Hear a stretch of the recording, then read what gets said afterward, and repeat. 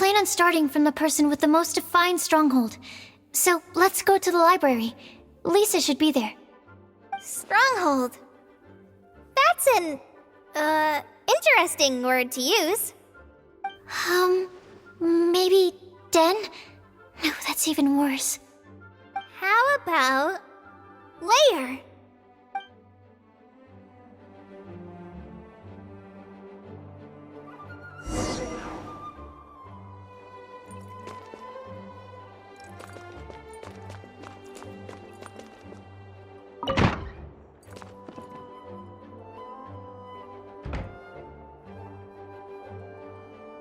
Here we are, Lisa's lair.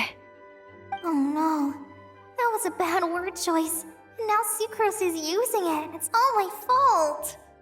Lisa, might I ask if... Huh?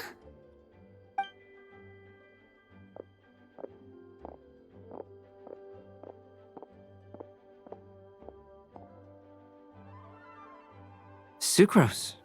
Kale. What are you doing here? I can only sucrose that they were Kale-ing on someone. At least that's as far as I know. Oh, please, just stop it with these puns. I beg you. Are you trying to win worldwide fame for unfunny jokes? Is Lisa not here at the moment? Surprising, isn't it? She went out.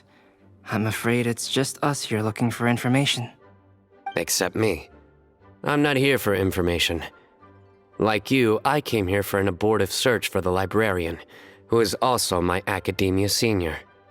Oh, so you studied in the same darshan as Lisa? That's right. Her mentor in Sumeru was also my benefactor. We were both Spontamod students. Wow, that's cool. But wait, we're getting sidetracked. We came here to look for some information. Kale and I are investigating a prophecy, and we were hoping you all might be able to help. Oh? What sort of prophecy?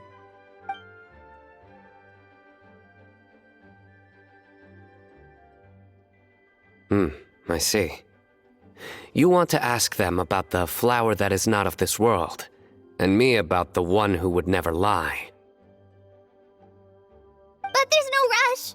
You don't need to answer right away. We're just here to tell you about the situation. You can take your time to think it over and submit any thoughts you have in written form to the Sucrose mailbox. I was thinking about it on the way, and although they seem like trick questions, there's a lot to mull over once you get down to the details.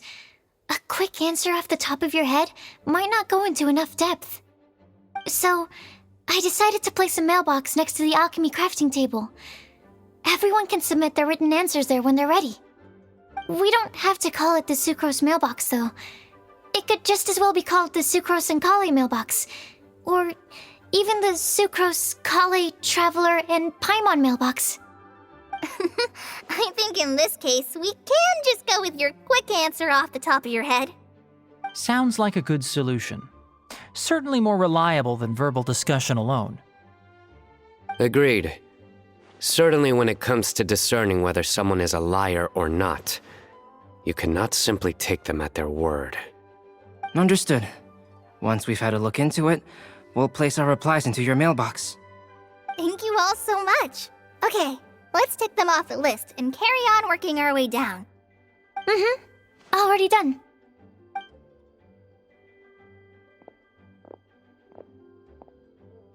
I'm pleasantly surprised to see those two introverts getting along so well. Do you get the feeling that Kale's return to Mondstadt has emboldened her more contrarian side? Yes, I'd noticed that too. Traveling and meeting old friends are both good for the body and soul. And isn't rediscovering one's youth while revisiting old haunts a worthwhile pursuit? When I first met Kale, she'd never known happiness or youth. But things are different now. Her Elazar being cured was a huge milestone in her life. Kale is a very sensitive and introverted child. I'm sure you must have noticed that too, Albedo. From the time she's been in my care, I've observed that she's actually a very lively character by nature. But she had a very rough start in life, and it changed her. So, might I assume that your respective claims of looking for plants and artists in Mondstadt were just pretexts? I wouldn't say that. Both Kale and Genius Invocation TCG are very important to me. Would it really kill you to just say yes in this situation? Fine. Yes, we came out of concern for Kale. She's been back to Mondstadt of her own accord several times, but it has led to no significant improvement in her mood. Well, it won't hurt to give her some more time. I believe that Sucrose might be able to help her. Sounds like an extension of your own self-confidence as her teacher. You could say that. In a similar vein, I've heard that Sumeru scholars often build their social relationships based on their academic ones. Is that true? I suppose it might look like that from your perspective.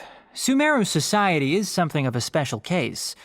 The reason it is known as the City of Learning is because all of its resources are in some way linked to academia. As such, academic resources equate to social capital. It is not unheard of, for example, for people to build a family in order to pursue further studies. But the relationship between the three of us is not an academic one turned social. We've never even worked on a paper together for starters. Oh, so the academic paper is the nexus of the academic family. Interesting. I would think of us more as siblings. An equal and pure relationship, unaffected by academic considerations. As much as I'd prefer not to admit it, that statement is not inaccurate. I can understand that position. I have a younger sister myself, and it's only natural for me to be protective of her. What you describe fits the idea of a city of learning, as I imagine it. The family is where all social relationships intersect. As such, a family founded on common goals may actually be more stable. By the way, who's the eldest between you? Let's not go down this rabbit hole, please. In terms of age, I'm the eldest, of course. He just doesn't want to admit it. But your mental age is younger than that. I dare say even by enough to be the youngest sibling. Perhaps I could bring Kale into this happy family to be your elder sister. No. You will never see me admit to being the youngest sibling. Except perhaps as a last-ditch effort to turn the tables in a game of cards.